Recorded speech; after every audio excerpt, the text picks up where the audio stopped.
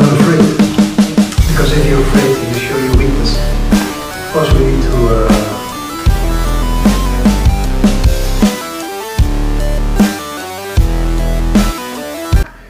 Suasana panas kembali mewarnai perjalanan timnas Indonesia usai kekalahan menyakitkan tadi malam. Bukan hanya di stadion, amarah supporter kini berlanjut hingga ke hotel tempat skuad Garuda menginap. Ya, benar sekali, ratusan fans tampak memadati area depan hotel tempat timnas Indonesia bermalam.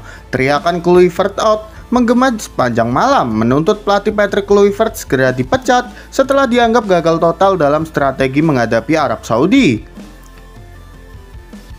Sementara itu, Ketua Umum PSSI Erick Thohir disebut tengah menahan kekecewaan mendalam. Sumber internal menyebut, Erick terlihat menyesal telah mempercayakan kursi pelatih kepada Patrick Kluivert tanpa melalui uji coba yang matang. Beberapa petinggi federasi bahkan menyebut ini sebagai penyesalan terbesar Erick Thohir selama memimpin PSSI. Namun yang mengejutkan, Kluivert sendiri menolak mengakui kesalahannya. Dalam wawancara singkat usai pertandingan, ia menyebut kekalahan bukan karena strategi, melainkan karena kurangnya fokus pemain di lapangan. Pernyataan itu justru memicu amarah publik semakin besar. Fans menilai Kluivert gagal mengambil tanggung jawab atas keputusan formasi dan pergantian pemain yang dianggap blunder fatal.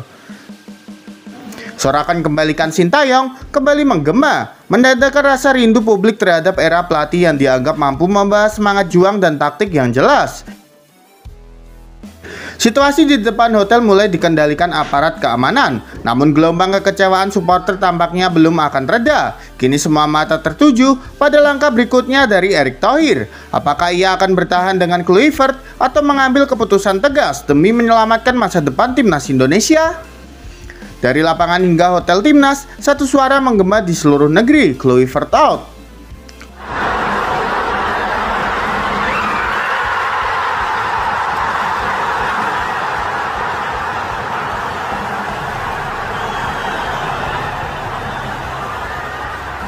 Coba-coba di laga penting timnas Indonesia adalah perjudian paling gila.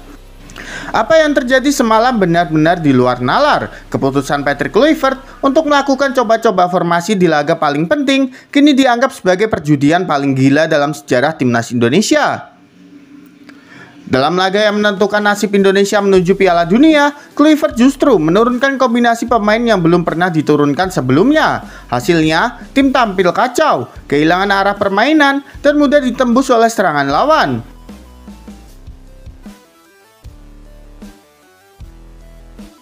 Padahal publik berharap timnas tampil dengan komposisi terbaik, strategi matang, dan mental juara. Namun keputusan pelatih asal Belanda itu justru berubah jadi eksperimen beresiko tinggi yang berujung petaka.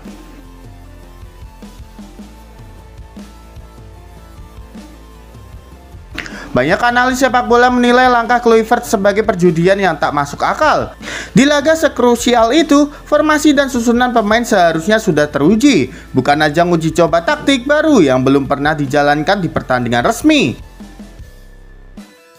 Kekecewaan pun memuncak. Fans menyebut keputusan tersebut sebagai pengkhianatan strategi. Sementara media menyindir bahwa Kluivert terlihat seperti sedang bermain eksperimen, bukan menyelamatkan asa bangsa.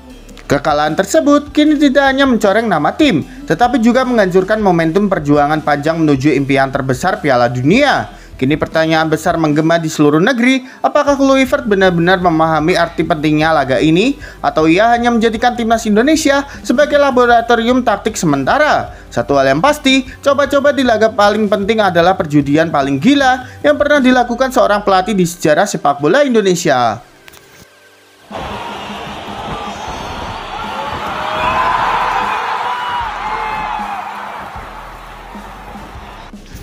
Di era Sintayong tak pernah kalah lawan Arab Saudi.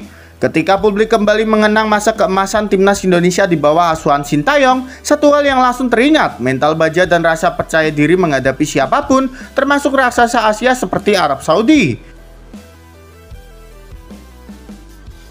Ya, di era Sintayong, timnas Indonesia tak pernah kalah dari Arab Saudi. Bukan hanya soal hasil, tapi soal semangat. Indonesia selalu tampil dengan mental pantang menyerah, penuh disiplin, dan percaya diri tinggi menghadapi lawan-lawan besar. Sintayong dikenal sebagai pelatih yang menanamkan mental juang sejak hari pertama. Baginya lawan besar bukan untuk ditakuti, tapi untuk ditantang. Itu sebabnya setiap kali Indonesia menghadapi tim kuat seperti Jepang, Korea, hingga Arab Saudi, para pemain tampil berani dan penuh keyakinan. Di tangan Sintayong, timnas bukan hanya bermain bola, mereka bermain dengan hati dan keyakinan. Rasa optimis itu menular ke seluruh negeri, membuat supporter percaya bahwa Indonesia bisa bersaing di level tertinggi Asia.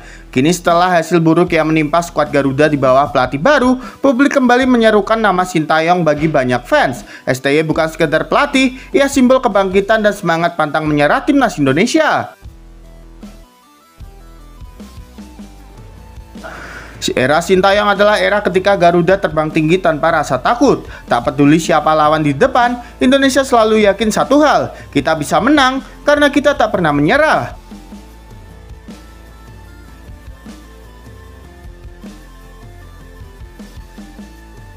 Sintayong pelatih yang bukan hanya membentuk tim, tapi membangkitkan keyakinan bangsa. Jadi menurut kalian gimana nih? Apakah Indonesia masih bisa lolos ke Piala Dunia, gengs? Yuk berikan pendapat kalian di kolom komentar.